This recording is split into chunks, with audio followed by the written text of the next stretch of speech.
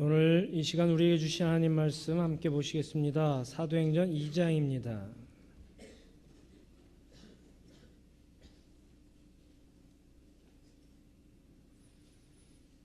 사도행전 2장 43절부터 47절까지.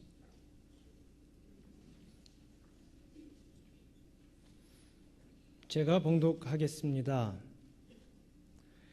사람마다 두려워하는데 사도들로 말미암아 기사와 표적이 많이 나타나니 믿는 사람이 다 함께 있어 모든 물건을 서로 통용하고 또 재산과 소유를 팔아 각 사람의 필요를 따라 나눠주며 날마다 마음을 같이하여 성전에 모이기를 힘쓰고 집에서 떡을 떼며 기쁨과 순전한 마음으로 음식을 먹고 하나님을 찬미하며 또 온 백성에게 칭송을 받으니 주께서 구원받는 사람을 날마다 더하게 하시니라.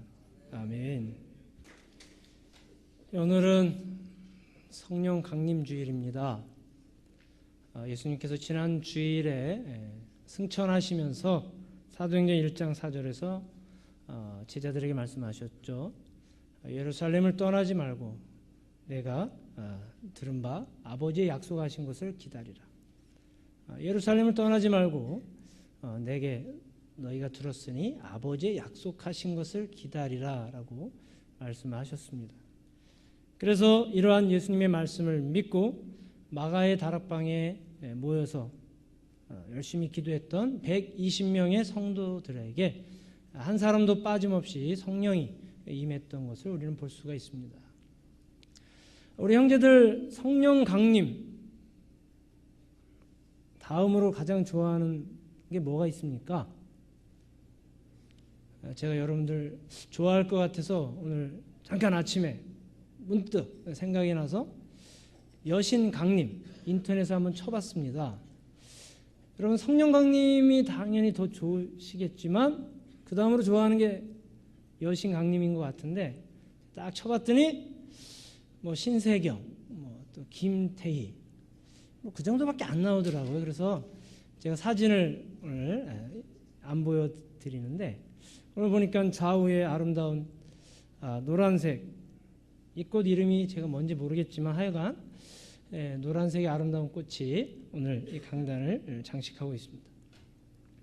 여러분, 오늘날 우리가 무엇을 기다리느냐 참 중요합니다. 왜냐하면 무엇을 기다리느냐에 따라서 그 사람의 삶의 자세가 달라지기 때문입니다. 우리 형제들은 요즘 뭘 기다리고 계십니까? 예? 휴가를 기다리고 있습니까? 지금 계급이 어떻게 되죠? 그렇군요. 그럼 100일 휴가 기다리십니까? 신병 위로 휴가. 그렇죠. 그렇군요. 우리 자대원 지 얼마 됐죠? 그럼 뭐 이제 얼마 안 됐네요. 그죠? 두 달이 전혀 안 됐는데, 솔직히 말해서 휴가보다 더 기다리는 게 뭐가 있죠? 저녁이군요. 그래, 우리 형제 저녁이 언제입니까?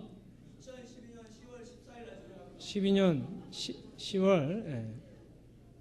올 여름도 이 무더위도 안 지났는데 내년 여름 지나고 10월 그날 오기를 우리 함께 기도합시다. 그래요. 자, 우리 형제는 지금 뭘 기다리냐? 저녁을 기다려요. 그렇죠? 자, 그런데 우리 군생활 꽤 했는데, 자, 사회에서 친구들 다 군대 입대했습니까? 아니, 우리 지금 형제. 한 명은 면제 받았습니다. 그럼 아직 입대 안 한 친구 있나요? 한 명 있습니다. 그 친구는 지금 입대를 기다리고 있죠. 우리 형제는 저녁을 기다리고 있고. 서로 마음의 자세가 어떨까요? 비슷할 것 같습니까? 그렇죠. 그렇죠. 뭐 입대 안 한 거나 뭐 내년 10월이나 그죠? 별로 다를 바 없으리라 우리 형제가 그렇게 생각을 하는 것 같은데 그렇습니다. 여러분, 내일 모레 저녁을 준비하는 그런 형제와 또 지금 입대를 준비하는 형제의 마음의 자세는 다릅니다. 무엇을 기다리느냐에 따라서 우리의 삶의 태도도 다르고 또 마음의 여러 가지 평안함이나 불안함이나 이런 것들이 다를 수 있다는 것입니다. 여러분들은 뭘 기다리고 계십니까? 2000여 년 전에 예수님의 제자를 비롯한 120명의 성도들은 성령을 기다리고 있었더라는 거예요. 그들이 성령을 기다리고 있었기 때문에 그들의 삶의 자세는 뭔가 달랐더라는 거예요.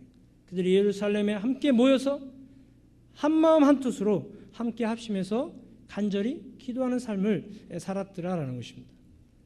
오늘의 그러한 시대에도 곳곳에서 성령은 증거되고 있고 성령의 역사는 나타나고 있고 또 성령을 받기 위해서 사모하는 그러한 이들이 오늘날 이 시대에도 많이 있습니다. 그러므로 오늘 이 시간 우리는 성령은 누구이시고 또 왜 성령을 하나님께서 우리에게 주시는지 그리고 우리가 왜 성령을 우리가 깊이 깨달아야 되는지 우리와 함께 은혜를 나누고자 합니다. 그렇다면 여러분들이 지금 알고 계신 성령님은 누구십니까?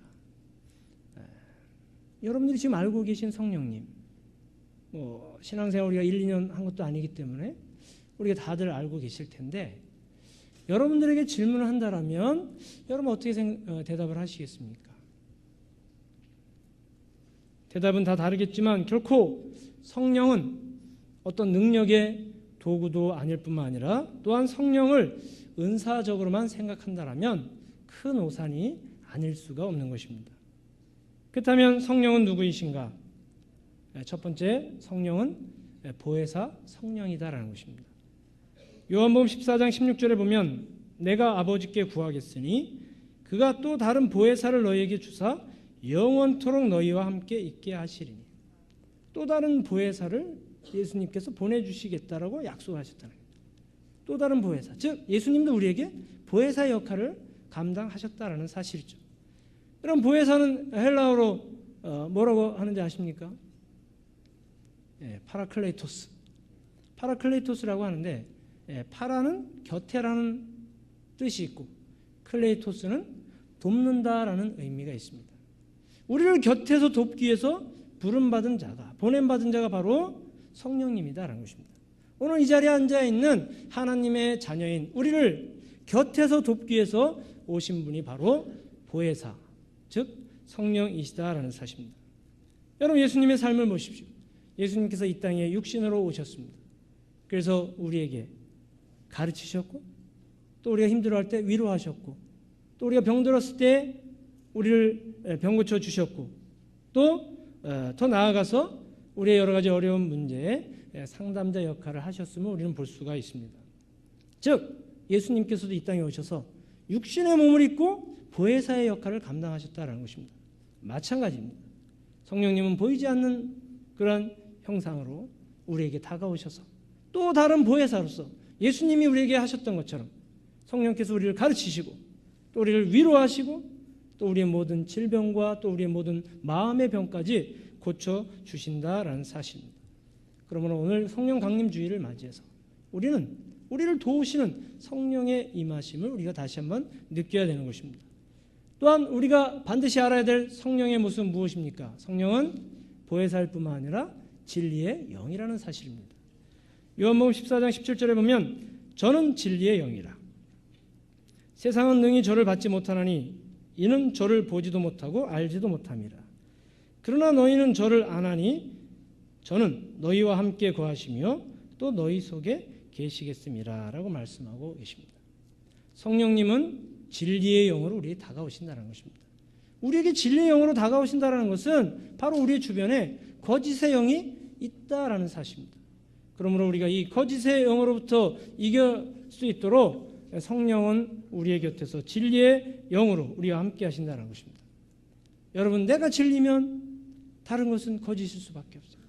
예수 그리스도가 거짓이면 다른 것이 진리일 수밖에 없고 예수 그리스도가 진리이면 다른 것이 거짓일 수밖에 없습니다. 그렇다면 우리의 예수님은 결코 거짓이 될 수 없다는 것입니다. 그러므로 예수 그리스도 이외에는 성령 이외에는 결코 진리가 없다는 사실을 우리는 잊어서는 아니 될 것입니다. 성령께서는 흑백의 논리가 분명하시다는 것입니다. 세상은 우리가 서로 원만하게 살아야 되지만 그러나 영적인 것 앞에서는 흑백의 논리가 철저해야 된다.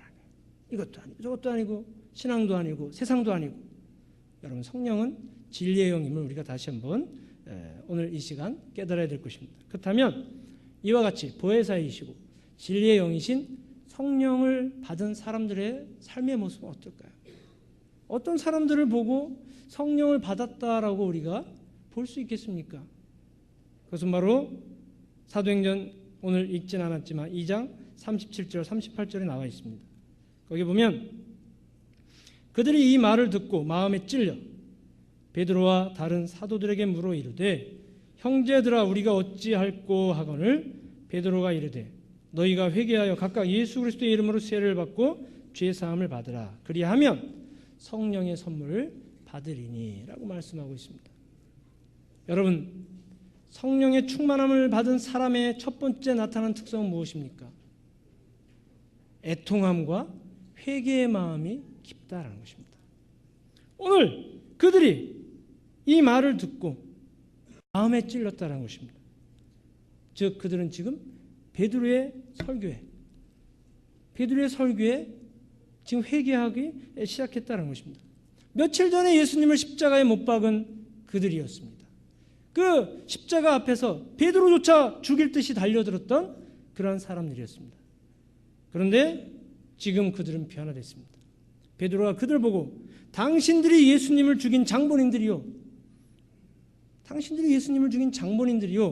라고 그들을 향해서 지적을 하면서 설교하지만 그들이 지금은 그 베드로를 죽일 듯이 달려드는 것이 아니라 그 설교를 듣고 그렇다면 지금 우리가 어찌할꼬 마음에 찔려서 우리가 그러면 어떻게 해야 되겠습니까? 라고 회개하고 철저하게 자기의 죄에 대해서 애통해하며 아파하는 그러한 모습을 우리는 보게 됩니다. 그래서 그 한자리에서 3,000명이 회개하는 놀라운 역사가 일어남을 우리는 오늘 사도행전 2장 전체를 통해서 볼 수가 있습니다. 여러분 이것은 놀라운 일이 아닐 수가 없습니다. 그들이 비록 예수님을 죽인 장본인들이었지만 이제 그들은 회개를 통해서 철저하게 하나님 말씀 앞에서 자신의 죄에 대해서 애통해하고 회개하는 그것을 통해서 그들은 새롭게 시작할 힘이 생겼더라라는 거예요. 새롭게 일어날 용기가 전능하신 예수 그리스도 앞에서 얼굴들 그런 자격이 없지만 그러나 그들은 철저하게 자기의 죄에 대해서 애통해함과 아픔을 통해 그들이 죄의 용서를 받고 새롭게 일어날 그러한 힘과 용기를 얻게 되는 것을 우리는 본문 말씀을 통해서 볼 수가 있습니다. 진정 성령의 사람은 말씀 앞에 겸손한 사람입니다. 말씀 앞에 겸손하지 못한 것. 이것은 도저히 정말 하나님 말씀 앞에서 우리가 상상할 수 없는 그러한 일들이 아닐 수가 없는 것입니다. 그러므로 늘 자신의 죄를 애통해야 할 수 있는 그런 성령 충만한 우리의 모습을 오늘날 우리가 회복해야 될 것입니다. 나는 이 거룩한 과정을 거쳤는가? 지금 신앙생활을 하면서 정말로 나는 내 죄에 대해서 나의 죄를 지적하는 그 하나님의 말씀 앞에서 당신이 예수님을 죽인 장본인이요 라고 선포되어지는 이 하나님의 말씀 앞에서 정말 나는 내 자신의 그 죄에 대해서 애통해야 하고 회개하는 이러한 단계를 우리가 거치지 않았다라면 우리는 처음으로 다시 돌아갈 수 있어야 될 것입니다. 또한 성령을 받은 사람들의 모습은 어떻습니까? 권능 있는 삶을 살게 된다는 것입니다.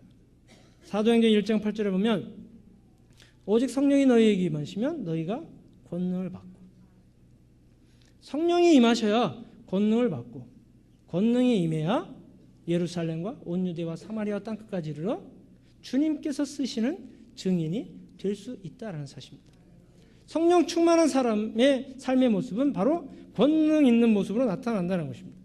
여러분 권능이라는 단어는